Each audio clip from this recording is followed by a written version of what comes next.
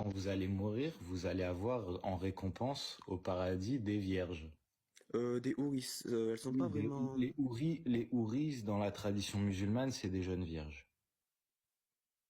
Oui.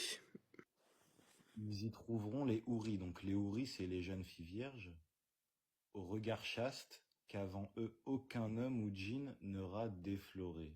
Cloîtrés dans les tentes. Oui. Donc là, là, c'est les jeunes garçons. Parmi eux circuleront des jeunes garçons éternellement jeunes. Et là, on te dit carrément, on te décrit les houris. Là, on te décrit les vierges, comment elles seront au paradis.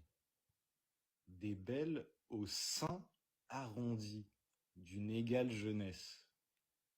Uhum. Ça, c'est ton paradis. Y a pas un problème là pour toi. C'est normal. Bah oui, hein. C'est le paradis, c'est le but même du paradis. Notions spirituelles, c'est pas. Là, ça, c'est des notions humaines C'est clair. que les hommes ont des désirs avec les femmes, etc. C'est une notion humaine. C'est pas une notion spirituelle. C'est pas une notion de Dieu. C'est ça que j'essaye de te faire comprendre, mon frérot. Mhm. Faut savoir que même si tu es marié, tu auras des jeunes filles vierges. Oui. Donc, selon toi, même si tu es marié, c'est-à-dire ta femme, elle te verra avec des jeunes filles vierges que tu pourras, bon, avoir des rapports avec elles éternellement au paradis. Oui. Et ça te pose pas de problème. Non, pas du tout. Très bien. Moi, si je De te dis, l'assouvissement de nos envies. d'accord, et c'est des envies humaines.